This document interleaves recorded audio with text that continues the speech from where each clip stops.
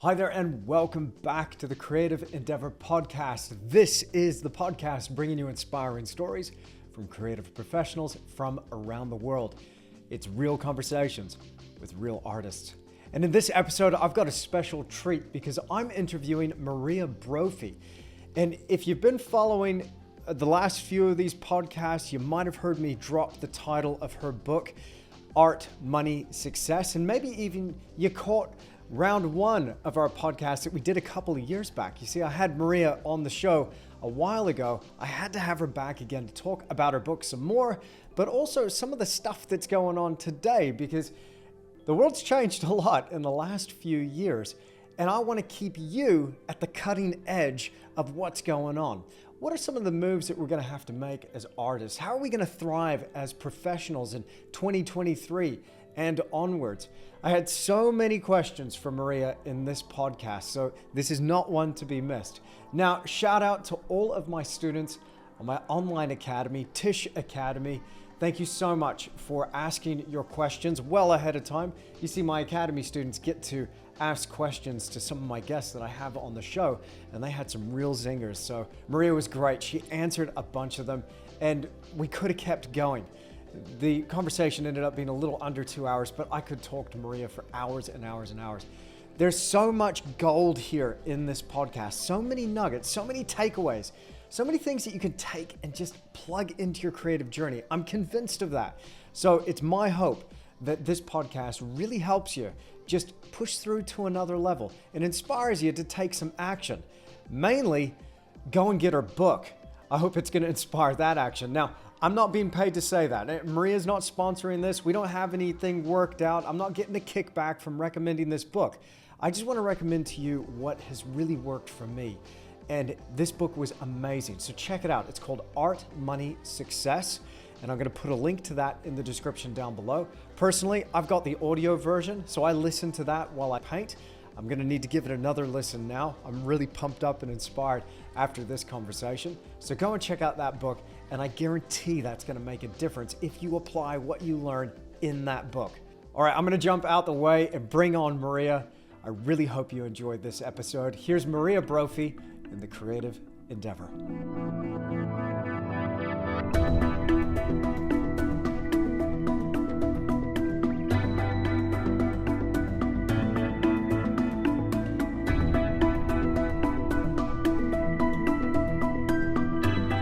Maria Brophy, welcome back to the podcast. It's wonderful to have you here. Well, I'm very happy to be here. Thank you.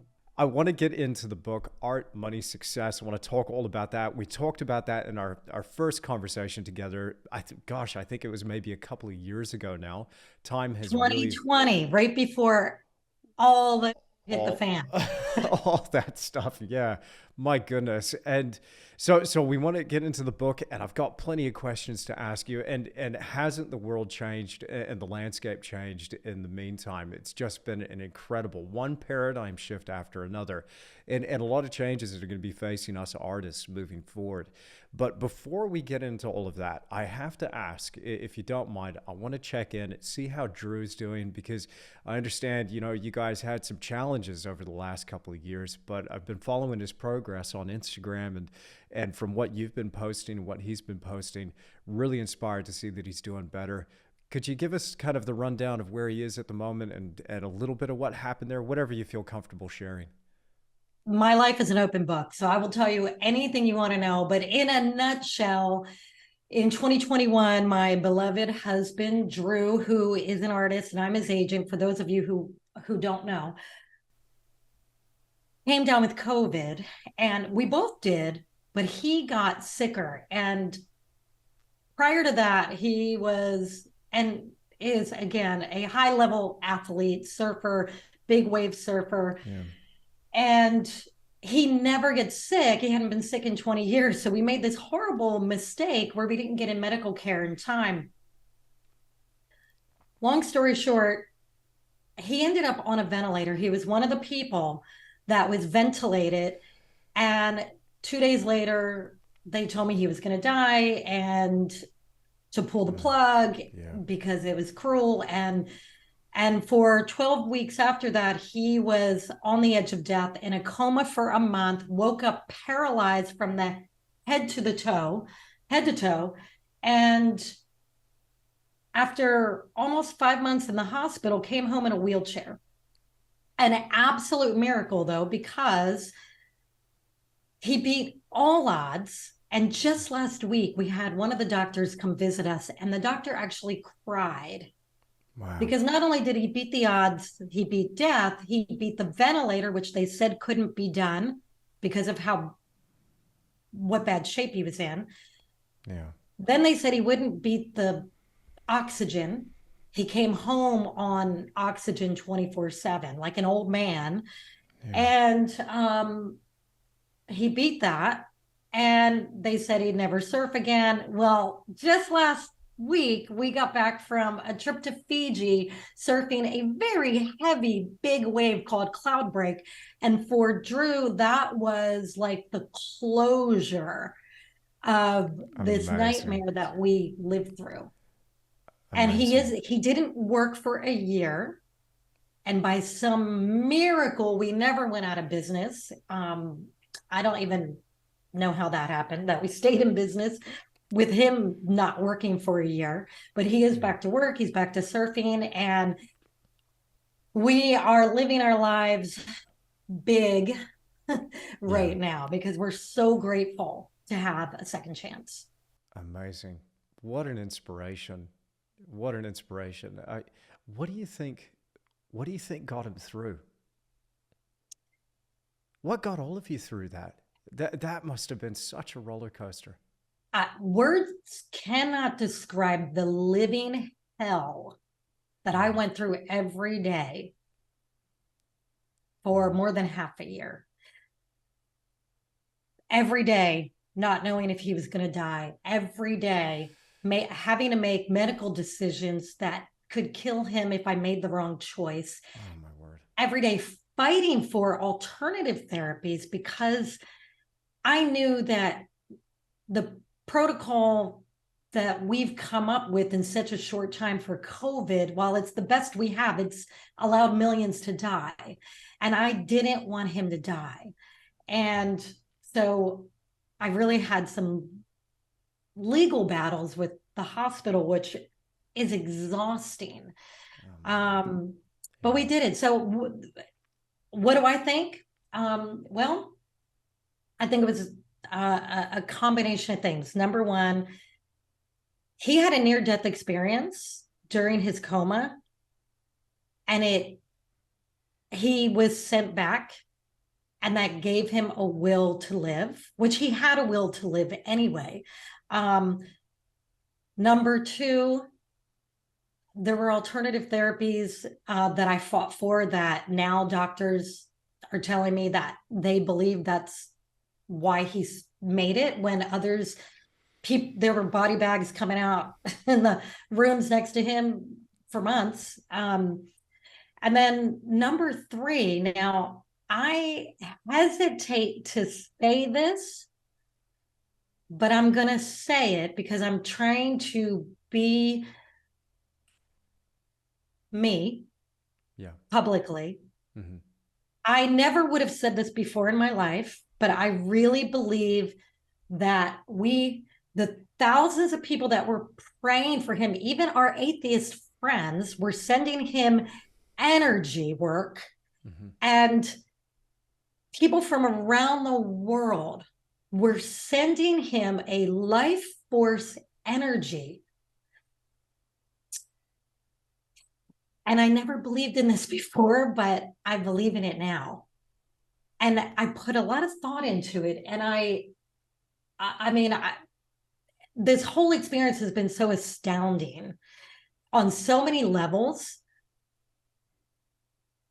I kept a journal. There were so many things that happened that seemed impossible that you can only explain with physics and energy and the ether and magic. I'm writing a book about it, so because it's just such an astounding story. Yeah. Well, when you're laying in a hospital bed, he lost 100 pounds. He looked like he was 100 years old. He was 50. He lost his hair. He was paralyzed. I mean, he did not look like Drew. He looked like this old man that survived Auschwitz death camp.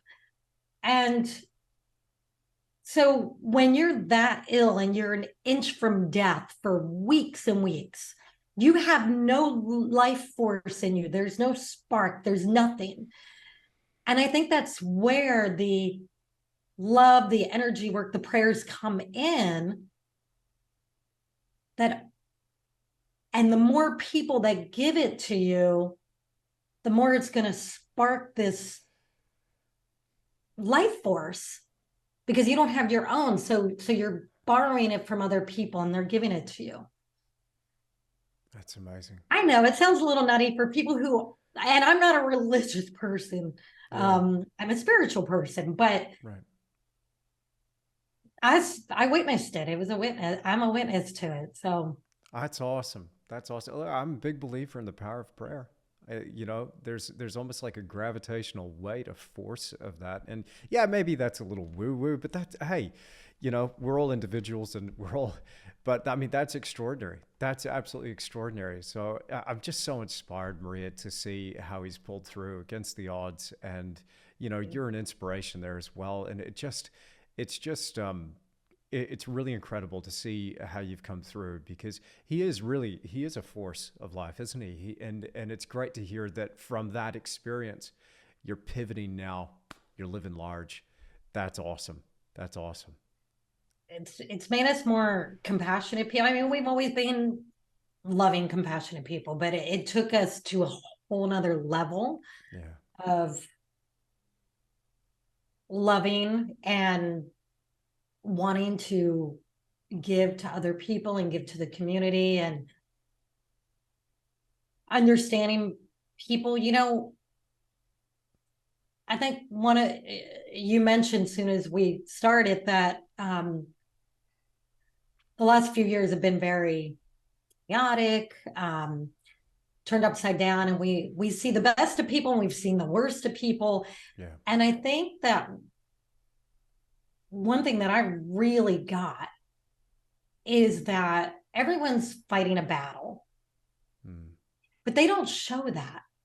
So you could be in a grocery store and someone looks grumpy and maybe it seems they're being rude to you, but you don't know. They might have just lost their pet or their mother, or they just got news that they have cancer. I mean, you just don't know. Everyone is fighting a battle, and we Yeah, have to be compassionate, even if we don't know what that battle is. absolutely. Yeah. I think about that often. I was talking to somebody just the other day, and I was saying, it's 2023, and if you've still got your head above water at this stage, not to freak people out or bring the tone down at all, but if you're still out there kicking, if you're still swinging, props to you. Ace. That is amazing, because the amount of crap that life has thrown our way, the amount of stuff that people are going through. I heard this once where it's like people are on a scale of 1 to 10, people are living their lives at like an 8 or a 9. And it just takes that one little thing to just get added to the pile, and boom. And so somebody cuts you off in traffic, and then there's a whole blow up as a result of that. Or, you know, somebody takes the last roll of paper towels while you're there at the grocery store, and then there's a bit of, we You're don't like, know. We don't know where people are at though. And yeah, I'm yeah. going to admit, Maria, I've experienced a little bit of that just personally with just hitting this point of overwhelm with all of this stuff going on, and then problems and little things are starting to pile up. And Rachel, my wife, was just saying, "Hey, you're doing okay. You're doing okay. Look at what's going on, and here you are. You're doing fine." Sometimes I think she was sent to me from another dimension to just help me see things from a different perspective. So good to have somebody to remind you, Yeah, because we forget how far we've come. We Yeah. get disappointed in ourselves. We didn't finish things. I mean, I was mad at myself last year that I didn't finish a book I was writing. And I'm like, well, I have to give myself some grace. I didn't work for a half a year taking Yeah. care of Drew and dealing with all that. And if you take time to look at how far you've come, you have to appreciate that. You have to appreciate, and artists are the hardest on themselves, creative people, because we see someone else doing something so much better than us, Yeah. and we forget that maybe that person's been doing it for 20 years longer or Mm-hmm. 10 years longer, and Mm. maybe we've been focusing on something else, and there's other things that we're really great at, and we take our talents for granted because they come so easily to us, and we forget that every single one of us has something unique and special and a talent that other people look at and say, oh wow, I wish I had that. Yeah.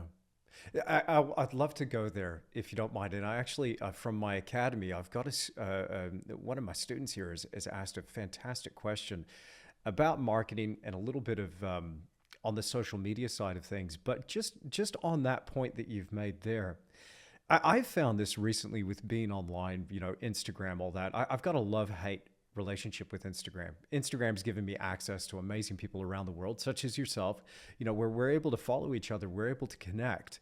But it's so easy to get into that mindset of going after a number and followers. And then you're looking at somebody else and you're like, oh, so and so has got like hundreds of thousands, millions of followers. And then you're like, well, and look at my following. And look at the quality of their work and look at my work. And there's this contrast and comparison that we use as a bat to beat ourselves over the head with. Yeah. It's quite difficult. How do we first, and then I do want to get into some real nitty gritty social media stuff because I know you're great with that kind of thing. But how do we prevent from letting that destroy us? What's a healthier way to look at this and use social media without having it really eat our lunch for us? You know what I mean? Yeah, and I know what you mean exactly because I get that too. I'll look at other people doing similar things to me and they have, a gajillion more followers, but granted, they actually do Instagram better than me. So I'm like, okay, because they're doing all the things. And Mm-hmm. I'm so busy. Let me just say, I'm so busy doing the work Mm-hmm. that I don't have time to do all the things on Instagram. So I give myself a break on that. Mm-hmm.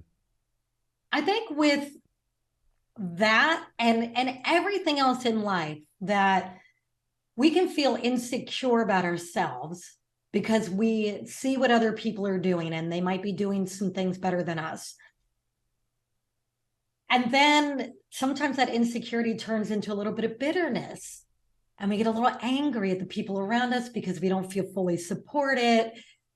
And, some people take that really far and they end up hating the world because they feel like they're not loved by the world. And I've been thinking about this lately. And because I've been dealing with some of my own insecurities, and I realized that the times that I am less insecure and more confident in whatever I'm doing, it's when I am focused on doing the work, the Mm. important work. And the important work is the creating, it's the making the art, the writing the books, sculpting the sculptures, whatever your art is, making the music. So when you are focused on, I'll give an example. And a friend of mine, I won't name her name because I don't have her permission to tell this story, but a very dear friend of mine. She's kind of a new artist. She's only been making art a couple years, and it's not a job for her, although she wants it to be. And she was feeling a lot of jealousy and a lot of insecurity for these other artists who were doing similar type of work that she does, but they're much further ahead of her. And it was actually making her feel horrible and making her feel bad about herself, making her angry. And you know how jealousy can kind of make you a little ugly. And then one day, and I saw this happen, and it was so awesome. She was like, I am going to create a whole new series of art, and I'm going to find a place to display it.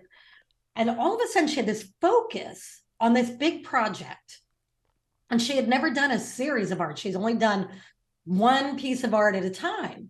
So now she had this plan, and she was doing, I don't know, like 6 paintings.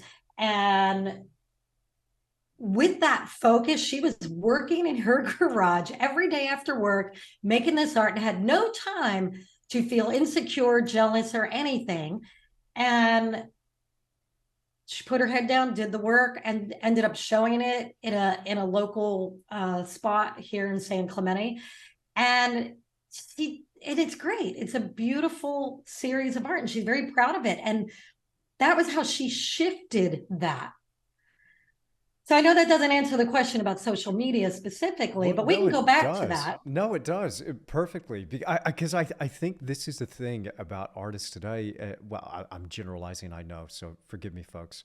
But I think that this is a problem that in talking to other artists, something that they've highlighted is that, yeah, you do get kind of lost in this contrast comparison. And I don't know, I find that even the way posts are shown to you, or the little notification things, there's something that gets triggered mentally continually, and for me it's almost anxiety inducing as well, and so there is a side to this, but you said it there, to your point, which I love. It's focusing on the thing that matters, the creativity itself. So I was in that spot recently.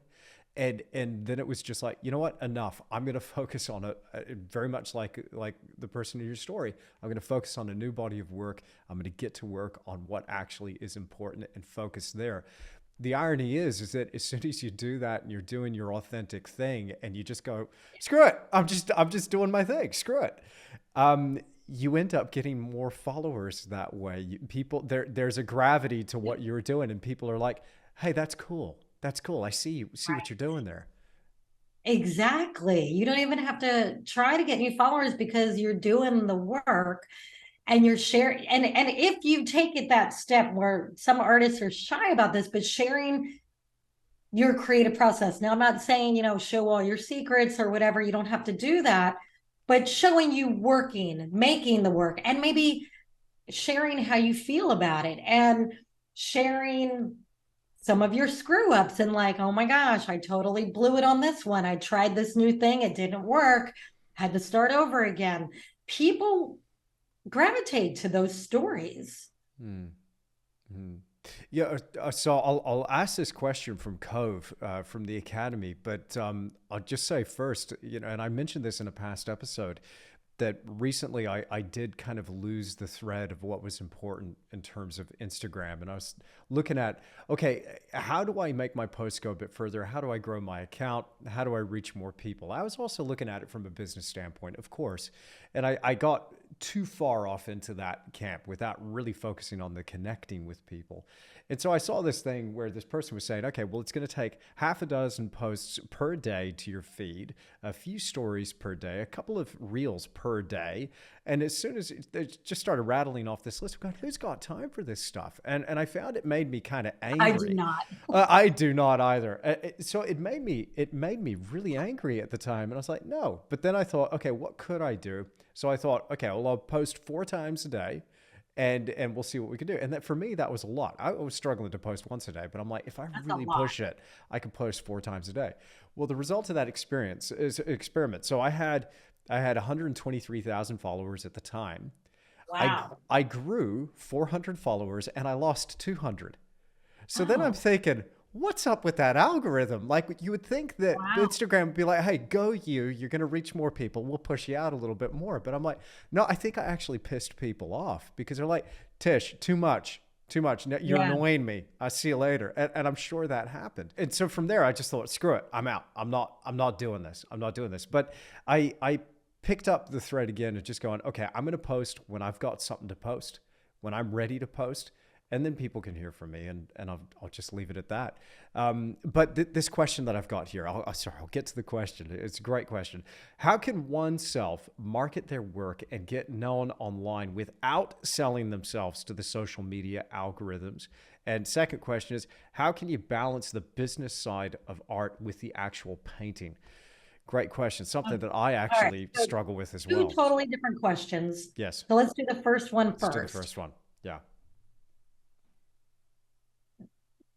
One thing that really works, and this uh, will help you get better known online without selling out to the social media thing, is to collaborate with a person or an entity that has a massive audience. And when I say massive, I mean 100,000, 500,000, a million.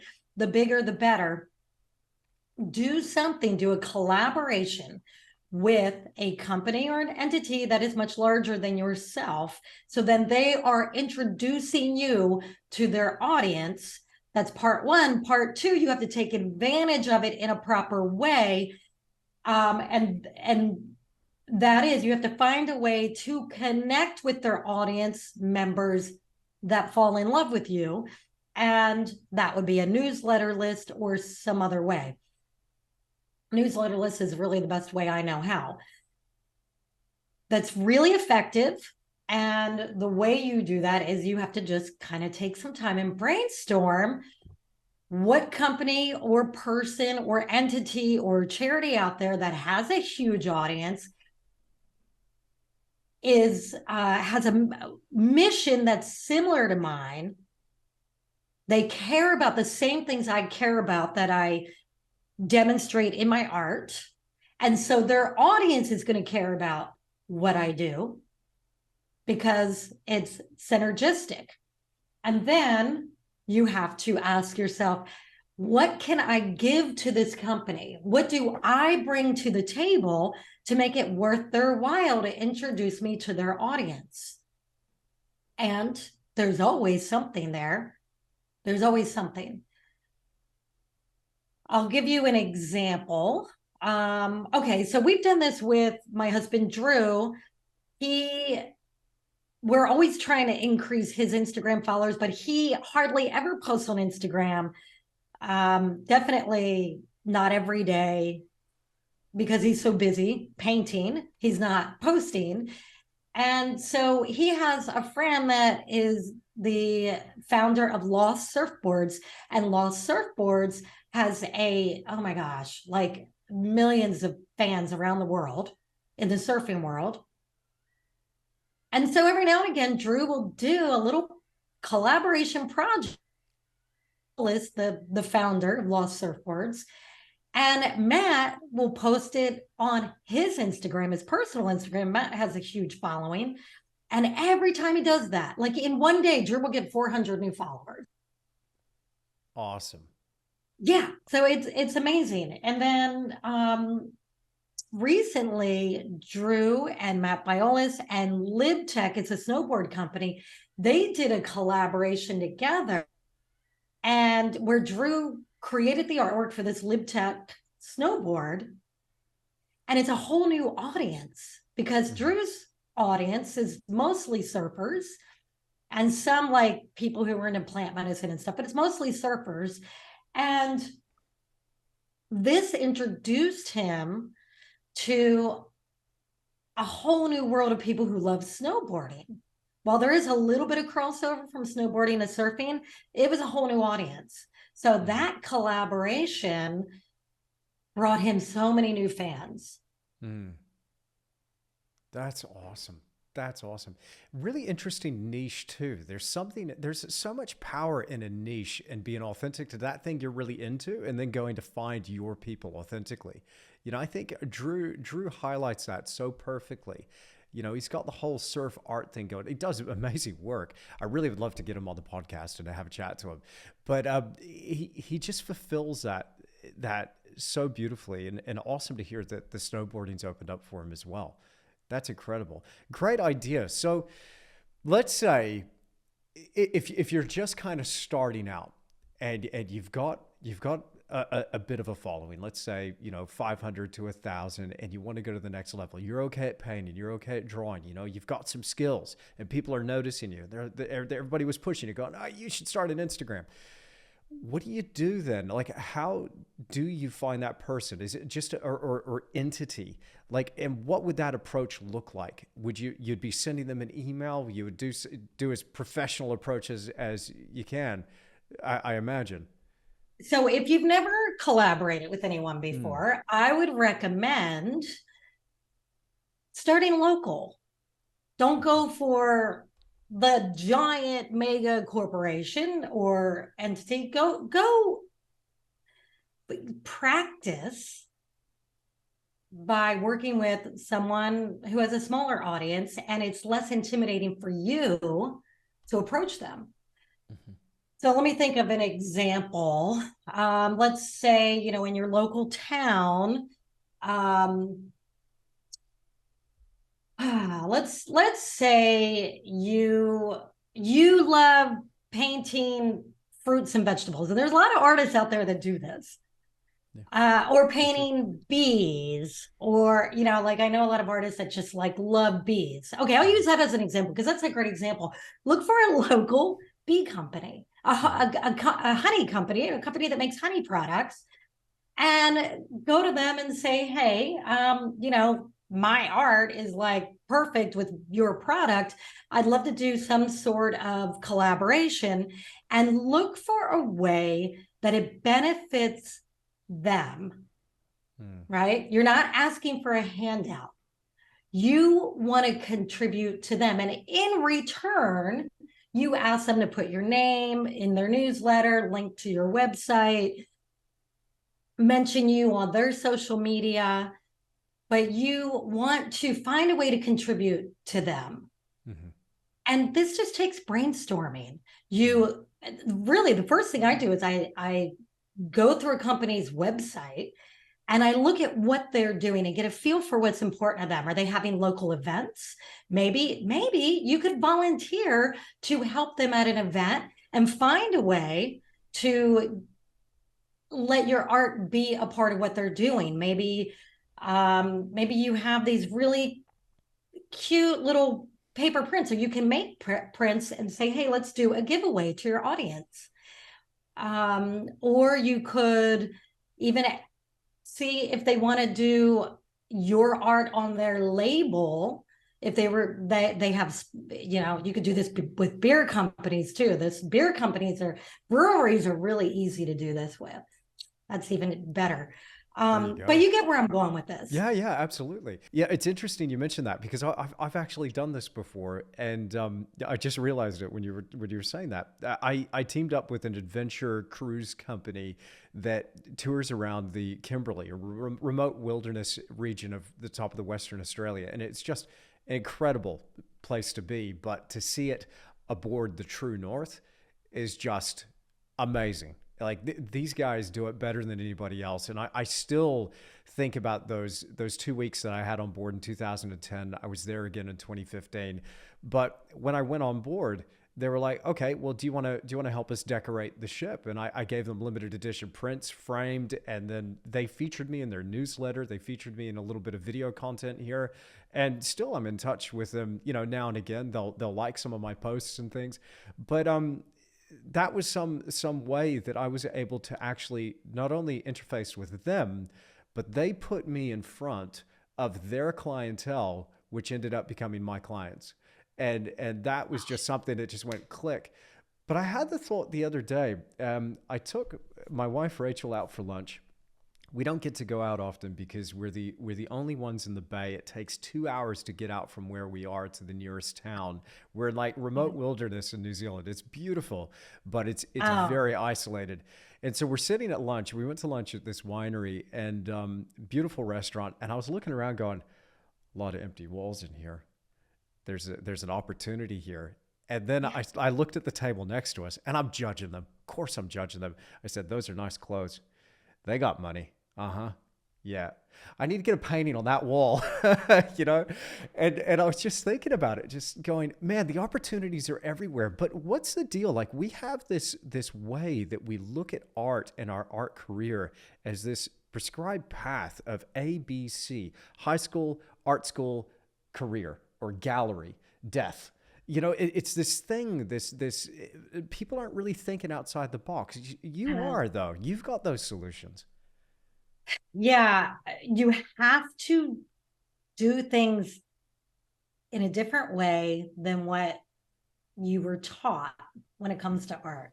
That's the only way Drew and I have been able to make a living with art, not just him make a living for himself, but him pay me. Because if I didn't work for him, he would have to pay someone else to do what I do, or he would have to stay much smaller. And I mention that because I hear this sometimes. Oh, Maria, well, Drew's lucky he has you to do this for him. And I say, well, no, he's not lucky. I get paid to do this. If I didn't get paid to do it, I wouldn't be able to do it. And I mentioned that that's important because you can do a lot on your own if you're willing to think outside the box, do things that are a little uncomfortable until they become comfortable. And then when you're ready to expand, then you can hire someone to do a lot of that stuff for you. And then you get even bigger. But we've had to be really scrappy. And I think that is the key to being successful and making a living and supporting a family off your art is to be scrappy. Always look for opportunities like you do. Always, everywhere you go, look for an opportunity. Now, I'm going to share something with you. And if you listen, it's going to change things and make things a little easier for you. Let's go. If there's anything you want to do, let's say there's a company you want to do something with, remember this, the 7 degrees of separation. Ask everybody you know, do you know anybody that works at this company or that has an in at this company? If you ask everybody you know, you're going to eventually find somebody that says, oh yeah, I have a friend whose husband works there. Maybe he can help you get in touch with the person who you need to talk to. People don't do this.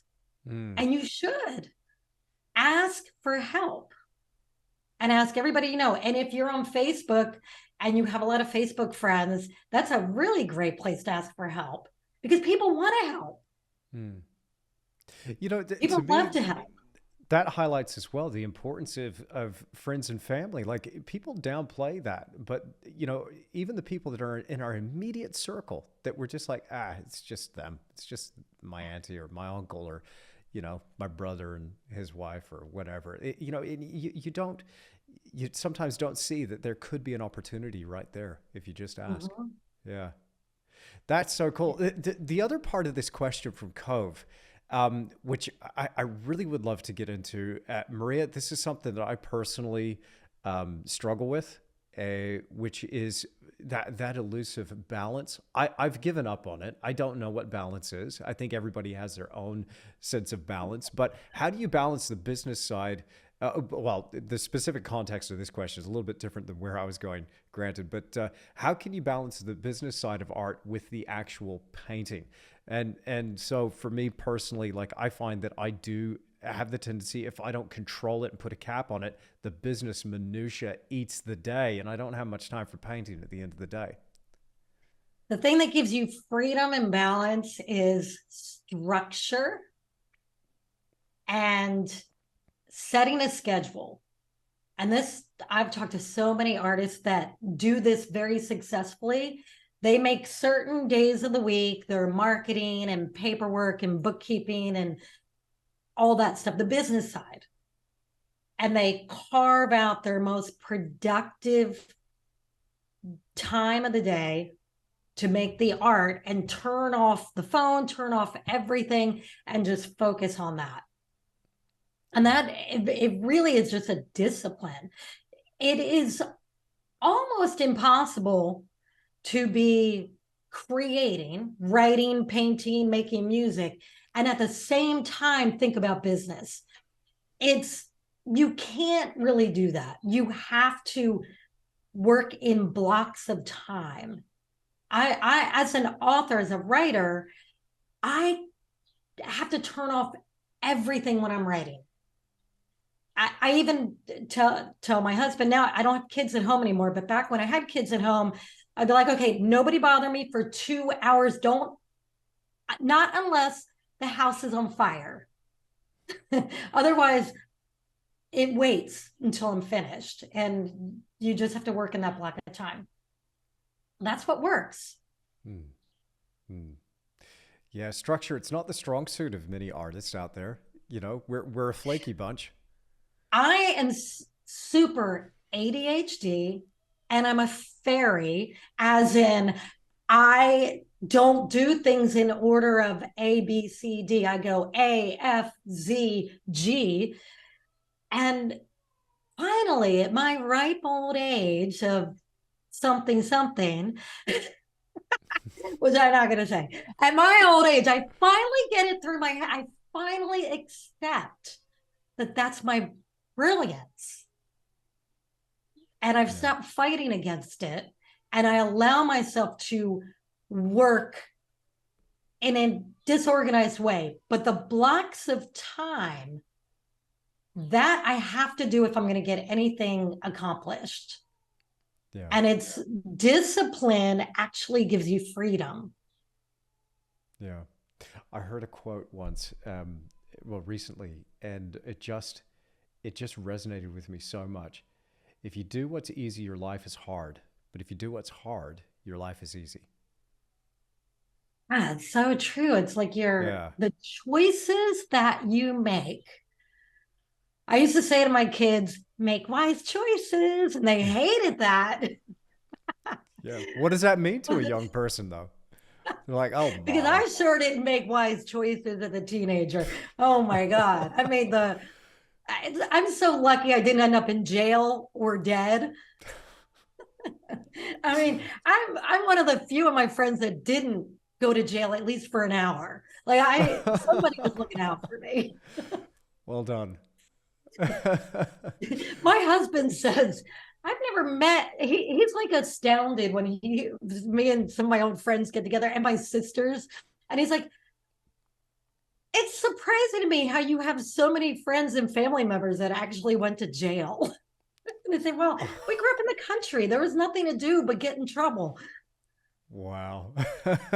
Marie Brophy, this is really a tell all. This is fantastic. Um, I'll get into the second part of that question from Cove, and again, this question kind of it's talking about those two different paths of, okay, so if an artist is going to market their work online and chooses the gallery route, okay, how can you achieve the same level of recognition or and success? Is it possible? So, sorry, if an artist is not going to market their work online and chooses the gallery route. So, for Cove, it sounds like it's an either or kind of thing. For me, it's been both so many times. Now it's just I've now gone strictly independent. I'm just doing my own thing.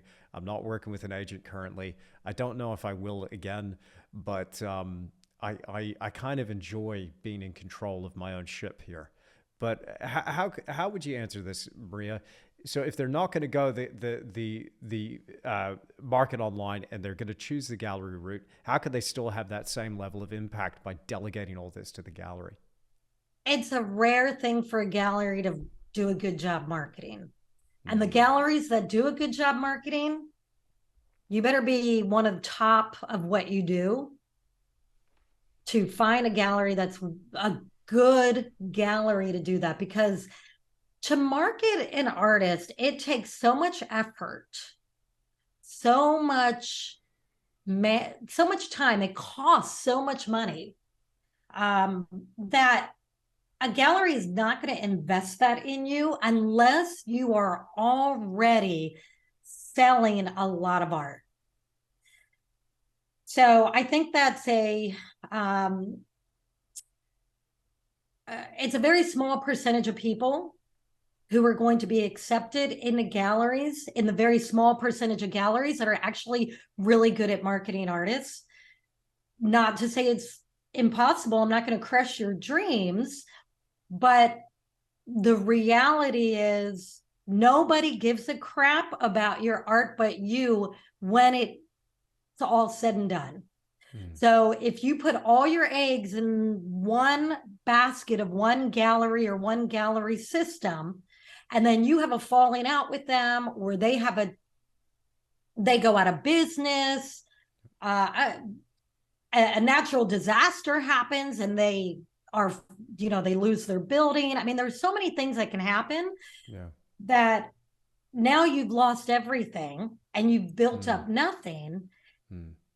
Your art is your asset. Your name is your asset. You want to be the owner of your audience. You don't want to give that to someone else. What I would recommend doing is, put your art in a gallery if that's what you want to do, and have an online presence. And if you don't want to handle it, if you don't want to do the social media, hire somebody. There are people that will do it for cheap. And at least have an online presence that you own and you're in control of. I like that. I like that. Because, I mean, if you have a situation, so you talk about natural disaster, another disaster of sorts is what we experienced with, coronavirus and the lockdowns. And so now you have galleries that are actually closing down, and some of them didn't even recover or bounce back. But you had people that were online thriving.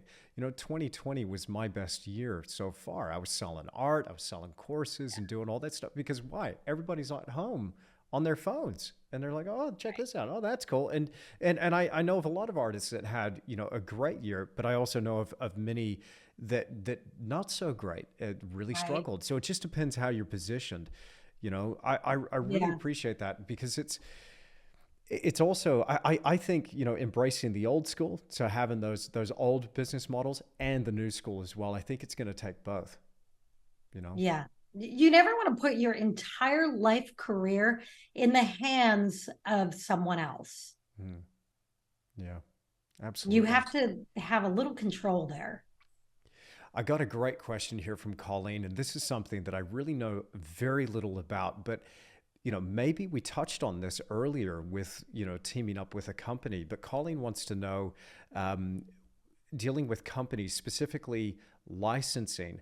I've emailed dozens of companies and discouraged to wade through 100 plus. How can I narrow it down to who I'm supposed to be contacting, who to connect with? So she's obviously, been producing art. She wants to get her art licensed. She wants to team up with some sort of licensing company, but is just having trouble getting her foot in the door. Well, I would recommend starting local, starting small, because it's easy. It's easier. I don't know what kind of art Colleen does, but earlier I mentioned local companies like honey companies, breweries, wine companies. There are drink companies. Oh my gosh, there's just a million products out there. And most of these companies, they don't have in-house artists. And if they do, the in-house artists aren't thinking outside the box, because they're clocking in and out. And when you're a clocker in and outer, you tend to not think outside the box. And so there is a lot of value that you can bring to a company. And I say start small. That way you get your practice, you get your footing on how to word your emails, how to have a conversation over the phone, and how to put the deal together, because it's a sharp learning curve to do it all. Because once you get them on the phone, then you're like, oh, how do I have this conversation with them? And you learn to ask a lot of questions and to do a lot of listening. And then you learn to look for ways that your art will help them sell more products, because it's the only reason they're going to do a licensing deal with you. And then the next step, if they're interested, is okay, how much money do I ask for? And how do we go forward from here? So all that takes practice. And the best way to learn about art licensing is by doing it. Yeah. Yeah. So sometimes there's just no shortcut. You've just got to jump in, right?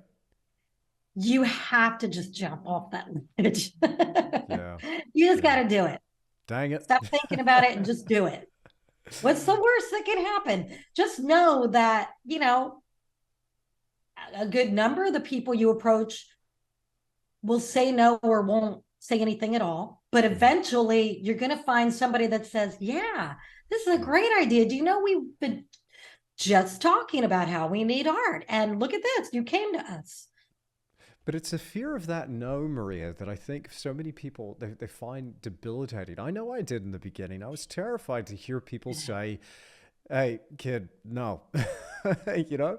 But then No, after I heard no enough times, I'm like, "Oh, that's not so bad. That's all right," you know. And it's just like next, next, yeah, no, I can relate, because I still get that feeling after doing this for 25 years. I still hesitate to make that phone call. And then I'm like, okay, just got to do it. And one thing that really helps me is I will take a moment before I dial that number, and I'll take a breath, and I'll say, okay, my intention is to make the person on the other end of the phone feel really good, and to make them feel appreciated, and to make them feel loved. And I know that sounds odd, but when you get yourself in that mindset, then when you're speaking, you're putting your focus on them and not yourself. And they feel that, and then they respond in a more friendly way. yeah, yeah. It's oh man, you're hitting so many buttons for me, and exactly that thought I was having the other day when I kind of, because I do lose my way from time to time, and I was thinking about this, going, you know what, I'm so focused on the getting, and I'm not focused on the giving. Just don't focus on these things. They'll sort themselves out. Focus on providing an awesome service. Now, needs to go and get that service? Who can you go and help today? Who can you serve? And as soon as I start thinking like that, going, I'm here to help people. That's what I'm here to do. It fills me with a different kind of energy. You know, talking about energy again. Yeah. I think there's something to this, because when you're going, can I get something here? It's a repellent. You're repulsing people. You're pushing them away. It comes They through feel it. yeah, even if it's on the phone, you know. One of my tricks when I used to cold call and also talk to clients was just smile when I'm talking, because it actually Yeah, comes through, it you know. does. It does. Yeah. Well, and I find that, if we put our focus on making the other person feel good, then we don't feel intimidated. Because one thing I have seen over the years, when we've been putting a deal together with a company, it took me years to figure this out, but I finally figured it out, that most of the companies aren't used to working with outside artists. So they're looking to me to tell them how it works. And they actually feel a little uncomfortable and a little like unsure, and how do we do this, and I don't know what to offer you, and I don't have a way of working with artists. So sometimes they feel a little intimidated by the artist. So that's why you want to make them feel good. Yeah. And even if it doesn't work out, you've made a contact, and they're conversation with you left them feeling good, and they're always going to remember that. And maybe one day in the future that will come back. And so sometimes a no doesn't necessarily mean no. It means just, hey, not right now. But if you're cool, maybe later. Yeah.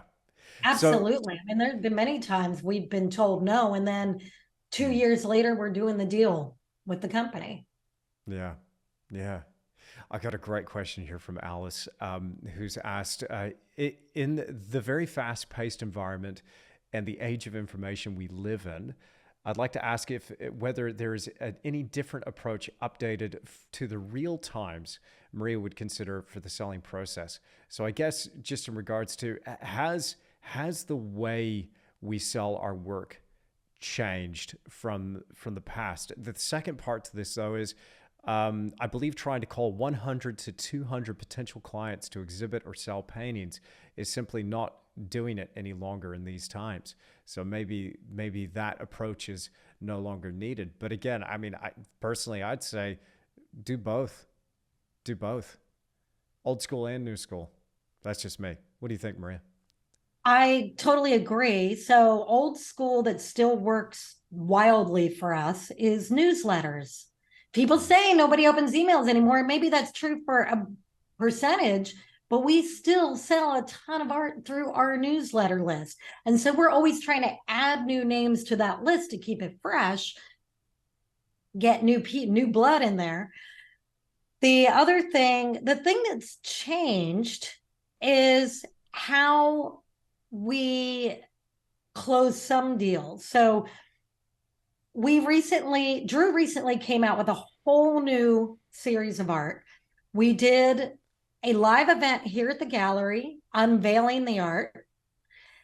And then we sent a newsletter out with the artwork the same time the show opened, so that people who don't live here locally that couldn't come could see the art. And we had a special website page set up for them to see all the new stuff and the ability for them to order it and buy it. So we sold a lot of art that night. And then the next couple days, we had some people that got the newsletter and they were interested in buying. But here's the new thing. What I find is I want to get really personal with people. So if someone's interested, we're doing it by text because people don't like talking on the phone. So older people do. Still, the old people call me, but the younger people want to do everything by text. So what I always do, even though they've saw pictures of the painting, they saw Drew painting it on social media, I still will make a little video of me talking directly to them. Hey, Jim, I know you're really interested in this painting called Campfire. Check it out. And there's a little, and I'm showing it and talking about a couple key features about it.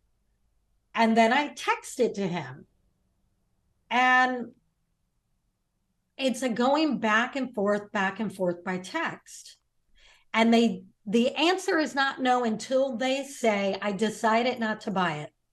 Mm-hmm. If they don't answer me for 2 days, I keep following up and I keep following up and I keep texting saying, hey, did you make a decision yet? Hey, checking in. Mm-hmm. And I don't stop until they tell me, okay, I made a decision. I'm not buying it. Okay. Okay. Yeah. That's yeah, you're really highlighting a lot for me, Maria. I think I need to be a little bit more persistent with some of these things, just personally. Okay, so look at it this way. You might have somebody listening saying, oh, I don't want to be a pain in the butt to these people. I don't want to be a pest. I don't want to annoy them. People who buy art, especially people who spend a lot of money on art, they don't see it as an annoyance. You are here to serve them. They're busy as hell. These people that have a lot of money, our clients that are wealthy, I look at it like this. I'm making it easy for them. They don't have to remember to contact me. They got caught up in all these meetings or they're doing something with their family. It's my job to make it easy for them. And by reminding them that they were interested and they still haven't given me their decision, I'm making it easy for them. And then if they come back and say, yeah, I decided not to get it, I say, thank you for letting me know. And it's been great talking to you, and thank you. And let me know if you change your mind. And that's it. And I'm appreciative that they let me know. But a lot of times they come back and say, oh, yeah, I just got so caught up. I'm sorry, I went silent for 5 days. I had this nightmare at the office. And yeah, now I'm ready to buy it. Wow. Yeah. Far out. I think I need to get back to work and actually start doing a bit more of the old school. I've got an interesting question here though. So if you are in that position where you want to interface with clients through an email list, you want to send them emails, but you're looking at it going, shoot, not really a lot of names on that email list. What is out of that potential pool of people that I have in front of me? It's a little tiny puddle. So how could I increase the names on that list? And this is something that Ellen wants to know. And she's also said, again, agreeing with Alice's question, and wanted to know that as well. But what are some of those updated ways that she can reach potential clients? The doing festivals is not going to happen, she says. I wonder what she means by that. But I send out a newsletter, but through emails and social media, no one wants to sign up for my newsletter, says Ellen. So how can we help Ellen out and get some more signups on that newsletter?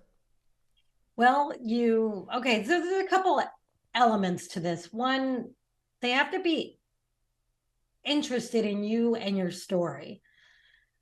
And this is where the social media thing comes in, because you want to show who you are.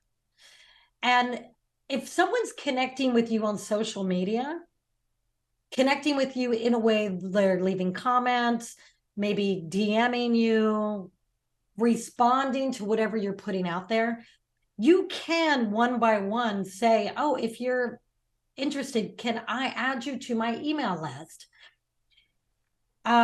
It's a little bit of work, but it's so worth it. So that's the slow way, but it works because you are one by one connecting with people and asking them if you can add them to your email list. And a lot of people will say yes. To cast a wider net, you want to give someone a reason to sign up for your email list. And this is where you have to brainstorm. So for us, we come out with special, what we call a drop every couple months, where Drew's dropping something special. And we tell people, if you want to be the first to know when his new skateboard decks come out, you need to get on our email list and click the link in the bio. Because we have this thing where we release it to his email list first, because we've run out of the special things where there's only like 25. They'll sell out like that. And then we announce it to the general public the next day. If your audience is not big enough to do that yet, then maybe get creative and come up with something you can give that doesn't cost you anything, like some kind of digital download, some reason to make them want to sign up. Going back to the idea of collaborating, if you can come up with a reason for people to sign up, when you collaborate with a larger audience, if you can get them to tell their audience, like, for example, I'm just making this up, but this is an idea. You create artwork with bees on them. You do a collaboration with a honey company, and you say, look, I have this really popular image that everybody loves. I'm going to make it available as a digital download that people can color in, like, say, like an adult coloring book. Yeah. And will you put this in your newsletter? And for people to get this, they have to sign up for my newsletter. And so you're going to give them a link in your newsletter. Does that make sense? Oh yeah. Like Yeah. just coming up with creative ways to do it, to get people on your list. And once you start your newsletter list, you want to make sure that you're sending out information that is interesting to people. And it can be as simple as the painting of the week. And you put a picture of your painting in there and you tell a short story about the inspiration or the making of it. And then you always have a call to action, which is like a link for them to go to your website and look at your work. Absolutely. That's awesome. Yeah.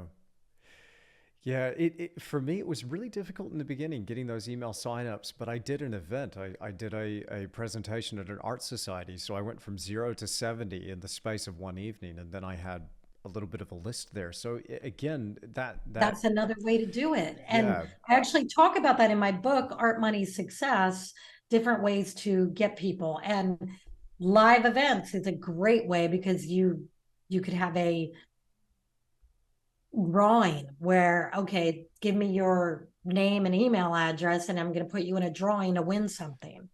hmm, hmm.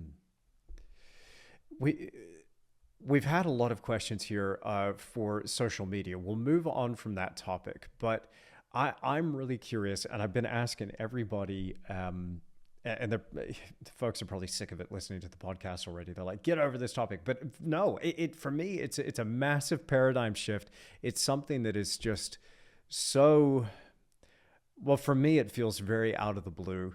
But uh, AI, how do you feel about AI, Maria? Is that something that you and Drew are embracing as part of your business? I haven't really personally found much of a use for it in my business because it takes, in terms of the creative side of things, I'm not interested because it removes that human element. But I find it Yeah. very interesting hearing other people's take on that, and no judgment at all. But I personally, it's not something I'm interested in. But from the business standpoint, I'm thinking, gee, I could get a robot to write my newsletter for me. I could get a robot to do some social media stuff for me, but I don't know that I'm interested in that either. I don't know. How do you guys feel about it? And what are you doing with Drew's art in regards to AI, if anything? Okay, so there's two different AIs. The one that does the writing and the marketing language. I have played around with that a little bit. It's actually astounding. it's Hmm. it has helped me with a few things. It's not perfect. Um, but it has helped me word things a little better for Hmm. marketing blurbs. I don't use it all the time, but I probably should because it's pretty magical. As far as the artwork that people are making with I have zero interest in that. Admittedly, I haven't put a lot of time into researching it, looking into it. But my response to artists that are afraid of it, like, oh my God, AI art is going to like take away everybody's ability to make art. I don't subscribe to that concern. I think that AI art is not yet capable of putting life into artwork. And when I see art that is created by hand, there's so much life that comes through because your hand is an extension of your heart. And Yeah. Yeah. what you love and what you feel is coming through that. And when I look at like my husband's art, it's so vibrant. It's almost like everything's moving. I don't think AI can do that without totally copying his art. I'm not worried about it. The other thing that I think is that, we're always afraid of new things, and myself included. But the new things are taking over. And so we have to find a way to coexist with it. we have to find a way to surrender to it because we can't stop it. Hmm. Hmm. We have to know what we want for ourselves and not worry about what the rest of the world's doing. And we create our own reality. That's how we deal with these new things that are coming up that we're not in alignment with. We just stay in our own lane and do our own thing and be open minded. Hmm. I like what you say about that connection though between the hand and the heart. That's so vital. It's if people are looking for a leg up or a shortcut when it comes to producing their art, well, this could do it so much faster, and then I'll just project that and paint that. I think it's really I don't know. For me, it just takes everything that was important about the process, and it just completely wipes that away. I don't even want to dabble in it. I'm curious about it. I'm fascinated by it, how it works. I think it's freaky how quickly this all came online. I don't know, a little It bit is freaky. woo Oh woo my here. God. Yeah, I know it's a little bit woo woo, but I am convinced it is absolutely sentient. I'm convinced that it is a form of consciousness in some way, It that it's is. not just binary, it's not just computation, that there's something even extra dimensional. I'm It's getting a alive. real, yeah, I'm getting a real Ephesians 6 vibe about this, and people are reading the word, they know exactly what I'm talking about. But there's something going on here that I think is not quite what it seems. Let's put it that way. So, from a spiritual standpoint, let's put it that way. I'm not going to partake because I think it's something else. But look, Yeah. changing lanes here. I got a great question here from Lynn, who's asked, I'm on the cusp of transition from full-time work to full-time artist, which is awesome. This is so cool to hear. I have projections of what my income would be based on restrained sales to date, due to be categorized as a hobby. What could I potentially do? Shall I set up the business model now or wait till I do the transition? I'm thinking, is there a secondary tax implications if I do it now? Um, and I was jumping in the comments there as well, just saying to Lynn, just go for it. Worry about the tax later. Just go full time. If you can Yeah. make that switch, do it now. But what do you think, Maria? Um, I agree. Like, I don't, I see things holding people back and slowing people down and just jump right into it and figure it out. Everything is going to evolve every week, every month. You're going to be evolving how you're doing things. And don't let that slow you down. Just move into it.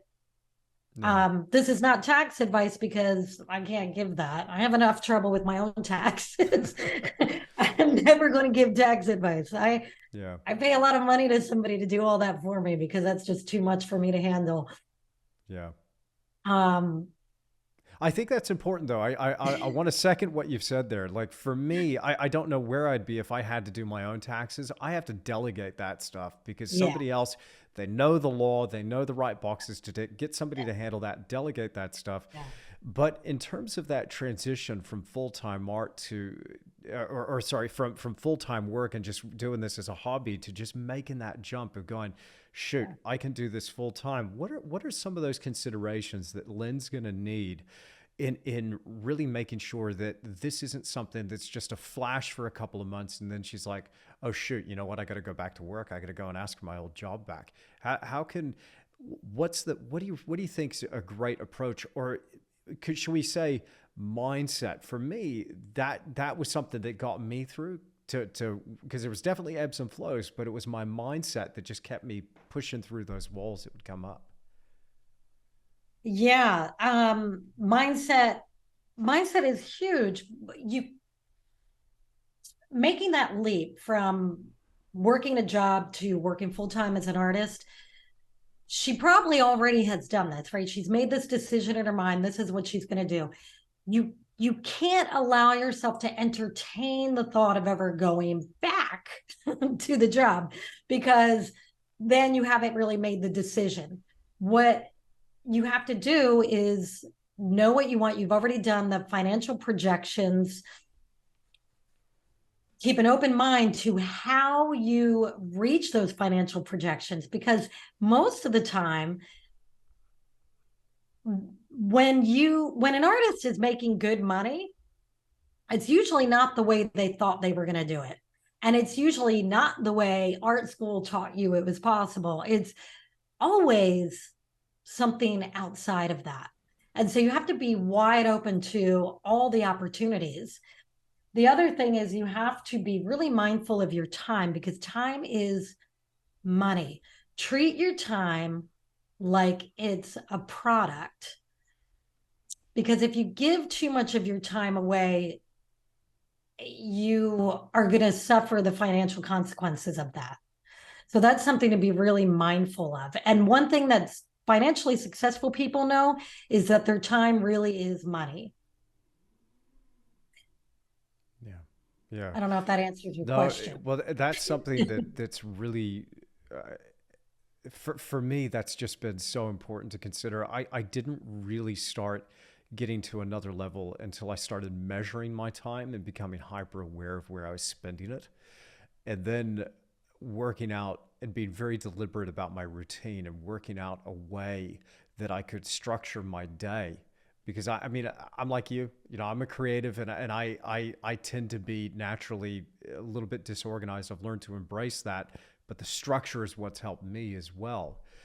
But just being able to quantify that and just go, okay, where is this time going?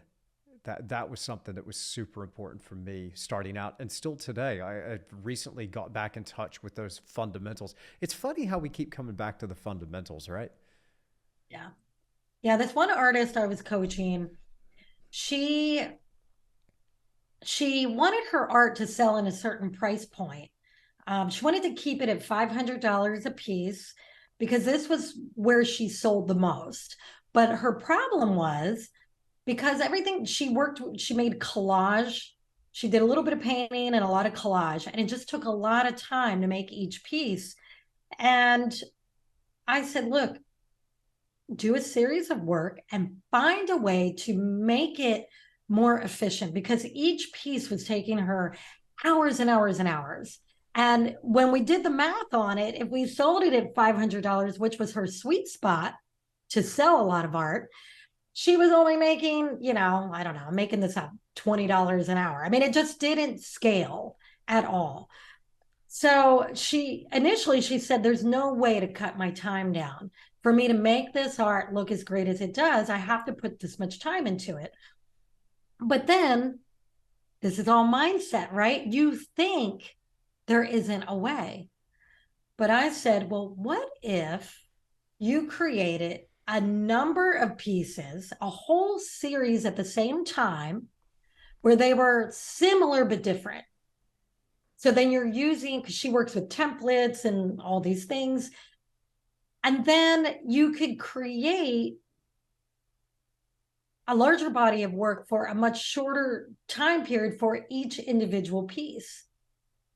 And she had never thought about doing that. So she did it, and she was able to get her time down to less than half of what it took. And so in that way, she could sell it for that amount in her sweet spot and just keep selling more art and reaching more people and doing bigger art shows.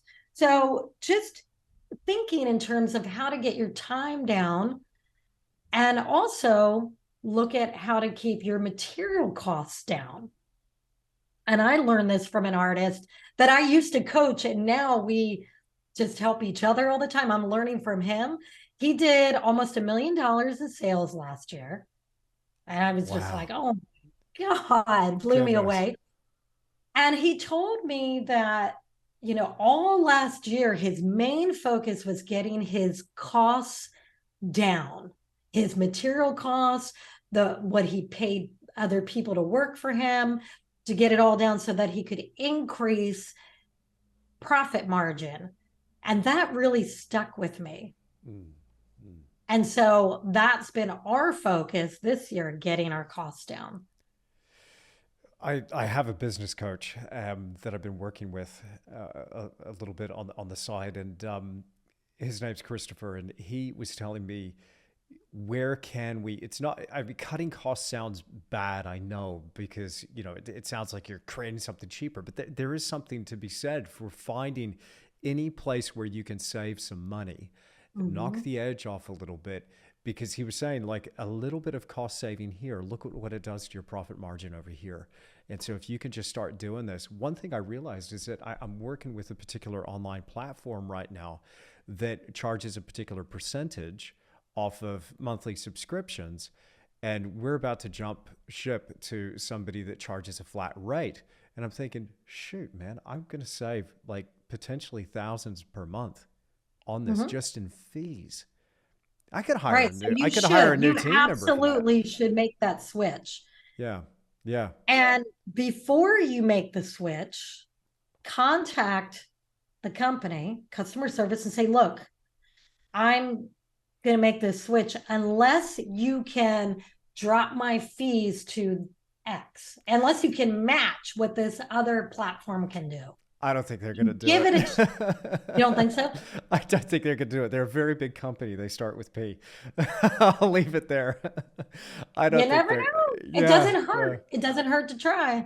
Yeah, it doesn't hurt. It doesn't And then hurt. if they don't, but you're doing Yeah. them a favor also, because if you're doing this, then a lot of other artists are doing this. Yeah. The ones that are doing well, Yeah. you Yeah. you never know. Yeah. Maria, I still struggle with the money side of things, particularly receiving. I find myself wanting to undercut myself continually. When I'm dealing with a client, give it to them for cheaper, selling myself short, not really claiming my worth. And I'm glad Trey's asked this. I'd love to hear what you think about this as well. But Trey wanted to know what's a great starting point or a guide for pricing your work, remaining fair to both parties. So how do you be fair to yourself, but also you don't want to rip the other person off too, right? You want to make sure that it's a fair exchange. How do we get that as an artist? Oh, well, okay. So the pricing, you have to take into consideration all these different pieces of the puzzle, your experience, your materials that you use. Are you using super quality materials? Are you using cheap materials? You have to look at the value you bring, because there are so many different reasons people buy art. Some of it is commercial. So a company buying your art, they need it. Okay. So with a company, it's often valued more because you're providing a solution for them. You have to look at what the market will bear. You have to look at what other people are charging for a similar thing, but don't look at the people who aren't charging enough. Look at the people who are professional and have been in business for a while. So I look at all those things, and I have to admit, I struggle with this sometimes too, because there's always this fear. If I charge too much, I lose the deal. But if I don't charge enough, then I'm going to regret it. So there's always regret if you don't charge enough.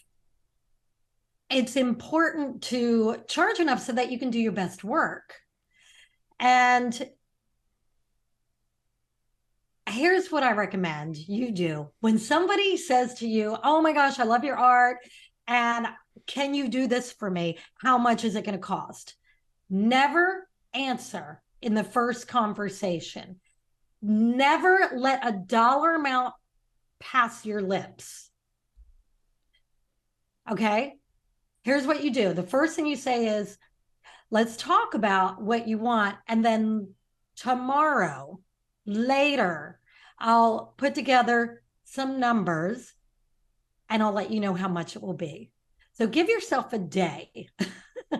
Okay? Never give a dollar amount on the spot unless you are fully comfortable with your pricing. But if this is for people who are not 100% comfortable with the pricing, because whatever number you give on the spot is always going to be wrong. So instead, what you do is you say, I'll give you a number later, tomorrow. I'll text you or email you because you want it in writing. And then you say, let's talk about what you want. Tell me more about what you envision. Tell me about what you love that I've done already. And just ask them questions and get them talking about their vision and what they want and what they're excited about, and have a creative conversation with them that's a lot of fun. So focus on the value and what you're going to give them. Then after that conversation, when you go home or go off or you're in your own space, then get a pen and a piece of paper and start writing down, okay, this is what the person wants. This is how long I think it'll take. This is all the materials it's going to take, and start playing around with the numbers. And then you determine, based on your estimation of how much time it's going to take and how much the supplies are going to cost, then you can come up with a fair number for yourself and that person. Makes sense. Makes Does sense. that make sense? Oh, yeah. No, totally. So, I mean, how many times have you given a number on the spot and then later you went, no, why did I do that? Well, for me, yeah, look, it happens all the time. I'm worried that I scare people away because I mean, I get approached all the time on Instagram, for instance, in those messages. Hey, I really love your work. I want to buy something. I want to commission something or whatever. And I say, cool. This is how much it's going to be. Like immediately, I'm just like, bam, and then crickets. So, Okay. but that's okay. I mean, I do have clients. I'm doing all right, but yeah, I'd like to sell some more work. Am I scaring people, Maria? Maybe. Some of them you might be scaring. A lot of them weren't serious when they asked the question. Yeah. Most of them were not serious. They had this impulse. They love your art. They had this impulse. They sent you a message. They didn't really mean it. That's most people on Instagram. So, and also I have found that Instagram is more lower end art. It's easy to sell something that's under a couple $100 on Instagram. Mm-hmm. It's much harder to find people that are going to spend in the thousands. It tends to not be where the buyers are, in the higher price range. Mm-hmm. But here's a mistake you might be making with giving them a price right away. Instead of giving them a price, okay, this is what I want you to do next time. Don't give a price. Ask them a question that doesn't have to do with money. So let's say somebody sent you a message on Instagram and they say, oh my God, I love your work. How much to commission a piece? I'd go back and I'd say, yeah, I'd love to do a commission for you.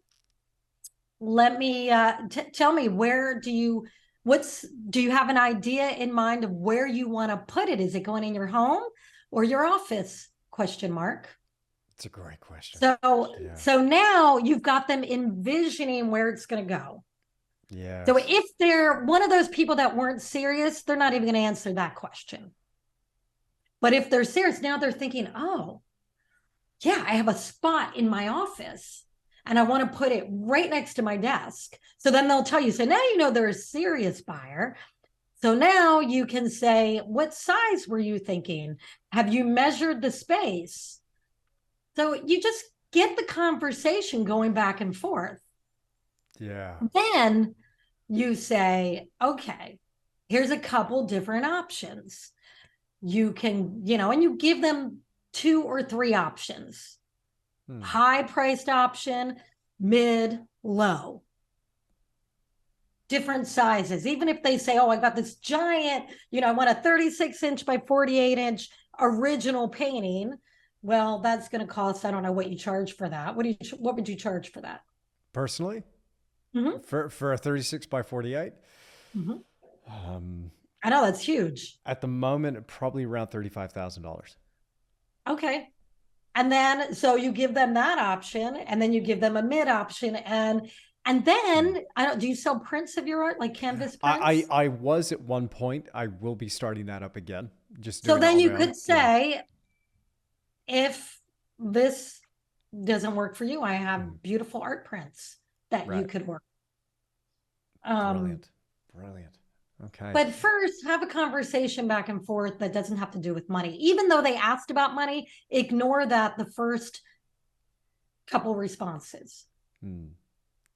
I because you want to get them on the hook emotionally. but that's it, isn't it? Because that it sounds so small. I mean, it sounds like such a little thing, but what you just said there just landed for me, where it's like, no, you've got to get them seeing it in their mind, envisioning this thing, and it's a different approach. But it's a way of going back to what we were talking about earlier of providing that service, right? Without being, because I think a big part of this is, we're worried also about manipulating people. We don't want to come across as scummy, manipulating, or anything. But sales is service. From where I'm coming from, I think you're doing a favor for somebody. You want to provide that service. So really helping them in that way, but just that little twist there that you had about getting them to envision it, I could see that communication going in a very different way from what I've experienced. For the most part, mostly I get no's. I get enough yeses that I'm able to make it work, and I've been able to make it work Well, for nearly and 20 years. But it's your yeah. pricing is high for Instagram, but Mm, try this. Try mhm. try this new approach. And so then the next thing you want to ask, and this is huge. And if everybody listening just got in the habit of asking this question, you will see your sales increase. Okay. So Mhm. here's the question. Ready? the Let's question do it. is, the question is, thank you. I'm so glad you love my art. Can you tell me what is it that you love about it? So now they're telling you how to sell them your art. Because now they're telling you, can't assume it's the colors or the scene or whatever. You never assume anything because you're always going to be wrong, or most of the time you're going to be wrong. So Mhm. you want to hear it from them, why they love your art, what do they love about it, and that helps you give them greater value. That is awesome. That is awesome. What do you love So the about thing it? about selling, if you can change your mindset from selling to providing value. I know that the art that I sell, my husband's art, it sounds weird, but I know it changes people's lives in a very positive way. I know this because they tell us. We get fans that send us pictures of his art on the wall and say, I had this one guy Drew did this painting of the heart chakra. And, most of his art is like surfing images, sunshine and waves and so forth. But he also does some sacred geometry, and he did this heart chakra sacred geometry piece. And this guy bought it. It's very large, 6 feet by 2 feet with a frame on it. And he sent me a message one day and said, every day I walk in my house and it's the first thing I see, and it makes me feel so good about coming home. Wow. Art impacts people. And, that guy, he spent a lot of money on that piece. And he almost didn't buy it because he's self-admittedly told me he was a very frugal person and never spends money on art and has never spent that much money on an art piece before. And I remember he was here in the gallery, and I remember I was kind of joking around with him, and I'm like, well, he was on the fence because he didn't want to spend that much. And I told him a story. I said, there was a time that I bought all my pocketbooks at Target, and I would spend $30 on a Target purse. And then my sister came to visit me and took me in a store and made me buy a handbag that's like a $400 handbag. She twisted my arm. She said, Maria, a successful woman like you should be buying your purses at Target. And I was like, it's no big deal. It's just a purse. Well, anyway, she convinced me to spend all this money on this purse. And then after using this beautiful leather, perfect handbag for a couple days, I got it. I was like, oh, now I won't know why people spend so much money on a nice purse, because there are all these, it just the way you feel when you're holding it and the way your things fit in it. And it made my life better. Sounds silly. So I told him that story and that took him off the fence. He was like, okay, I'm going to get it. And that's why, like a month later, he sent me that message saying, thank you for selling this to me because it's made my life happy. So your art does that for people. That's awesome. That's so awesome. Maria, I could talk to you all day and geek out about this stuff. I really just appreciate your time so much. You're amazing. Your book's amazing. What's next? What you mentioned before that there was another book that you were working on, you wanted to get back to. So what's in store for Maria Brophy? What can we look forward to next? I have a lot of books coming out. They're not all about art business. Mhm. I just finished a book called Empowered Moon, and it's for women to teaches women how to have gatherings with other women to support and uplift each other. So that is actually going to be out next month on Amazon. And that's finished. It's just being edited and all that stuff is happening to it right now. And I just started the next book, which is all about the experience of my husband almost dying from COVID and all the miracles and all the spiritual things that happen and all the amazing things and the horrible things. And it's a very inspiring, sad, and then uplifting story with a very happy ending. So Awesome. that is what I'm working on right now. Huge stuff. Wow. Well, Maria While I'm running Brophy. this gallery and Yeah. selling Drew's art, and grateful that we're still in business and that business is good. And there's so much talk about the economy and all this stuff, but I'm not allowing it to enter my field of energy. I'm keeping all that at bay, and I just keep going with coming up with new ideas, new ways to do things, finding new ways to reach new buyers and get the art out there. Fantastic. Awesome. Well, this has been really inspiring for me. Thank you so much for your time. Thank you so Thank much you. for being on the Creative Endeavor podcast. Thank you for having me. It's been awesome. Well, I really hope you've enjoyed this episode of the Creative Endeavor podcast. Huge shout out and thank you to Maria Brophy for joining me. How cool was that? Did you get something from this episode? And if you did, I would love to hear from you in those comments down below.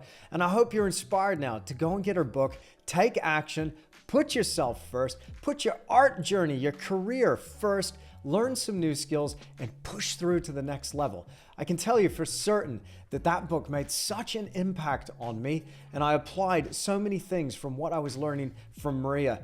It's a really great combination of the old school and the new school. I'm convinced that it's going to take both in this day and age to make it work as a professional artist. So check it out. You'll find a link to that book in the description down below, to both the hard copy as well as the audio version. Now, of course, if you enjoyed this episode, you want to come back for more episodes of the Creative Endeavor podcast, make sure you subscribe to this channel. Of course, as you probably know, I do a bunch of painting and drawing videos as well. So if you want to stick around for that, then make sure you're subscribed and click that bell notification icon so you're notified when I drop another video. Now, again, if you like the video, click that like button for me. It makes such a huge difference to the algorithm, to getting this out there to more people. It might not seem like much, but if you just take a couple of seconds and just click that like, that would really help me so much. Thank you. All right, I'm going to get out of here and get back to painting. Thank you so much for joining me here in the studio, and I'll see you in another episode of The Creative Endeavor.